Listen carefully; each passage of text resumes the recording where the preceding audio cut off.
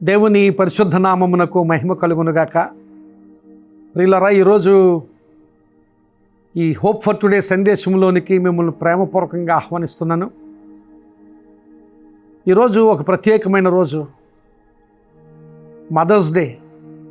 ఈ mothers day సందర్భంగా తల్లులందరికీ ప్రత్యేకమైన మదర్స్ డే శుభములు తెలియచేస్తూ ఉన్నాను.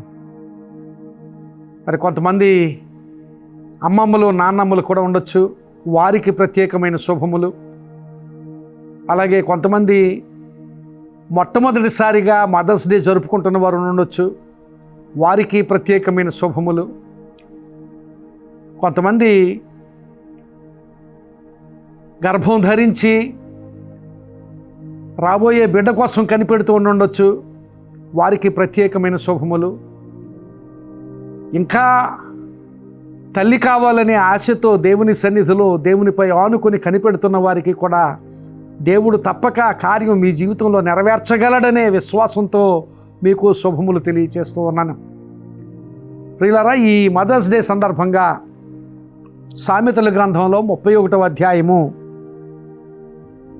28-29 వచనాలు మీ ముందు ఉంచుతూ ఉన్నాను. సామెతల గ్రంథము 31వ అధ్యాయము 28-29 వచనాలు. ఆమె కుమారులు లేచి ఆమెను ధన్యురాలందరూ, చాలామంది కుమార్తెలు పతివ్రతా ధర్మమును అనుసరించి ఉన్నారు, కానీ వారందరినీ నీవు మించిన దానవు అని ఆమె పెనిమిటి ఆమెను పొగడును. ప్రియులారా, ఒక కుటుంబంలో ఆ కుటుంబ యజమానురాలైన ఆ స్త్రీని గురించి మాట్లాడుతున్న మాటలు ఈ మాటలు. ఆ కుటుంబ యజమానురాలను ఉద్దేశించి ఆమె బిడ్డలు ఆమెను ధన్యురాలు అని పిలుస్తారట. ఈ మదర్స్ డే సందర్భంగా కేవలం పిల్లలు తల్లిని గురించి మాత్రమే కాదు, ఆ తల్లి యొక్క భర్త, ఆ బిడ్డల యొక్క తండ్రిని గురించి కూడా మనం ఆలోచన చేయాలి. ఆ తండ్రి లేక ఆ బిడ్డలకు తండ్రి, ఆ స్త్రీకి భర్తగా ఉన్న ఆ వ్యక్తి ఆమెను పొగడును అని దేవుని వాక్యంలో రాయబడింది. చాలామంది ఉన్నారు, కానీ ఈ లోకంలో పతివ్రతా ధర్మం నెరవేర్చేవారు లేక మంచి స్త్రీ ధర్మాన్ని నెరవేర్చేవారు చాలామంది ఉన్నారు, కానీ వారందరినీ నీవు మించిన దానవు అని ఆ భర్త ఆమెను పొగడుతాడట. ఇట్టి స్థితి చాలా ధన్యమైన స్థితి. బిడ్డలు ధన్యురాలు అని పొగుడుతారు, ఇతర స్త్రీల కంటే నీవు మించిన దానవని భర్త పొగుడుతాడు. ఆహా, ఆ స్త్రీ జీవితం ఎంత ధన్యమైన జీవితం! ఆ స్త్రీకి ఏమున్నా ఏమీ లేకపోయినా బిడ్డల చేత పొగడబడే స్థితి, భర్త చేత పొగడబడే స్థితి, అట్టి ఆశీర్వాద స్థితి ఈ మాటలు వింటున్న తల్లులందరికీ కలుగు చేయాలని నా ప్రార్థన. ప్రియులారా, బిడ్డలు మిమ్మల్ని ధన్యురాలు అంటారు అని దేవుని వాక్యంలో రాయబడింది. నిజమే. దేవుని వాక్యంలో పాత నిబంధనలో ఒక స్త్రీ, అలాగే క్రొత్త నిబంధనలో ఒక స్త్రీ ధన్యురాలు అని పిలువబడిన స్త్రీలుగా కనపడతారు.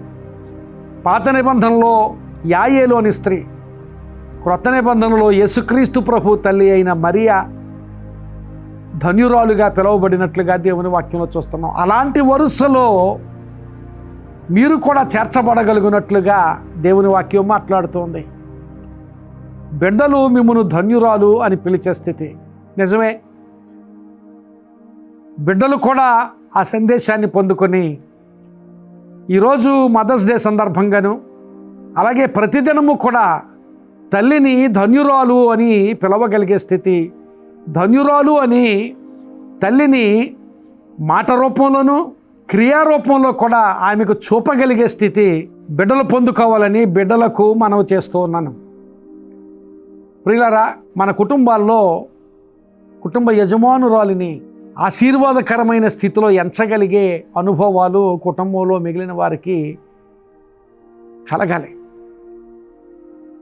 బిడ్డలు తల్లిని గూర్చి అలాగే భర్త భార్యను గూర్చి మంచి ఆలోచనలు, మంచి మాటలు కలిగి ఉండగలిగే కుటుంబాలుగా మన కుటుంబాలు ఉండాలని దేవుని వాక్యంలో సూచన. ఈ అధ్యాయం మొదటిలో అయితే లెమూయేలు అనే రాజును గూర్చి అతని తల్లి అతనికి ఉపదేశించిన దేవోక్తి అనే మాట ఉంది. అతని తల్లి అతనికి ఉపదేశించిన దేవోక్తి. ఈ మాటలు తన తల్లి మాట్లాడుతుంది. అంటే ఆమె అనుభవించిన అనుభవాన్ని ఆ మాటల్లో చెబుతోంది. ఆమె జీవితంలో ఆమె అనుభవించిన అనుభవాన్ని ఆమె మాట్లాడుతున్నట్లుగా మనం గ్రహించగలం. ఈ దినాన్ని మన కుటుంబాలు ఎలా ఉన్నాయి? మన కుటుంబాల్లో ఆ కుటుంబ యజమానురాలిని, మీరు పిల్లలైతే మీ తల్లిని ధన్యురాలు అని చెప్పగలుగుతున్నారా? నీవు భర్తవైతే నీ భార్యను ఇతర స్త్రీలను మించినదానువు అని చెప్పగలిగే స్థితి నీలో ఉందా? అలాగే బిడ్డల వలన, భర్త వలన అలాంటి మెప్పును పొందగలిగే ఆశీర్వాద జీవిత స్థితి స్త్రీలైన మీలో ఉన్నదా? ఈ మాటలను మీరు స్వీకరించి అలాంటి స్థితిని మీరు పొందుకొని దేవుని సన్నిధిలో ఆశీర్వదించబడిన తల్లులుగా ఉండాలని ఈ మాటలు మీ ముందు ఉంచుతున్నాను. మీరు ఆశీర్వదించబడాలి. తల్లులుగా మీ కుటుంబాలకు మీరు ఆశీర్వాదకరంగా ఉండాలి. అలాగే కుటుంబంలో మిగిలిన వారు ఆ తల్లికి వారు ఆశీర్వాదకరంగా ఉండాలి. నీవు భర్తవైనా, కుమారుడువైనా, కుమార్తెవైనా, లేక కోడలివైనా, అల్లుడువైనా ఆ యజమానురాలికి ఆశీర్వాదకరంగా ఉండగలిగే స్థితి, యజమానురాలు సంతోషపెట్టగలిగే స్థితి, యజమానురాలు హృదయంలో గొప్ప ఆశీర్వాద అనుభవాన్ని కలిగించే స్థితి కుటుంబంలో మనం కలిగి ఉన్నప్పుడు దేవుడు తప్పక ఆ కుటుంబాన్ని సంతోష సమాధానాలు కలిగిన కుటుంబంగా చేస్తాడు. ఈ దినాన్ని మన కుటుంబాలు, క్రైస్తవ కుటుంబాలు సమాధానం కలిగిన కుటుంబాలుగా, సంతోషం కలిగిన కుటుంబాలుగా, తల్లులను ఆదరించే కుటుంబాలుగా, తల్లులను సంతోషపెట్టే కుటుంబాలుగా మన కుటుంబాలు ఉన్నాయా? ఆ తల్లి ఆ కుటుంబంలో ఉన్నప్పుడు నీ పాత్ర ఏ పాత్ర అయినా, భర్త పాత్ర అయినా, లేక కుమారుడు, కుమార్తె, అల్లుడు, కోడలు ఏ పాత్ర అయినా ఆ తల్లిని సంతోషపెట్టగలిగే స్థితి, ఆ తల్లిని ఆశీర్వాద స్థితిలోనికి నడిపించగలిగే స్థితి మనం కలిగి ఉందాం. అలాంటి స్థితిని కలిగి ఉన్నప్పుడు ఆ కుటుంబం సమాధాన సంతోషాలు కలిగిన కుటుంబంగా ఉంటుంది. ఈరోజు తల్లులు బిడ్డలకు, కుటుంబంలో ఉన్న మిగిలిన వారికి ఆశీర్వాదకరంగా ఉండే స్థితి, అలాగే కుటుంబంలో మిగిలిన వారు ఆ తల్లికి ఆశీర్వాదకరంగా ఉండే స్థితి కలిగి ఉండి మన కుటుంబాల్లో సంతోషాన్ని, సమాధానాన్ని పొందుకుందాం. అట్టి స్థితి కలిగి ఈరోజు ప్రత్యేకమైన రోజు మన కుటుంబాల్లో సంతోషించుదాం. అలాంటి సంతోషకరమైన కుటుంబంగా దేవుడు నీ కుటుంబాన్ని ఆశీర్వదించునుగాక. ప్రార్థన చేసుకుందామా?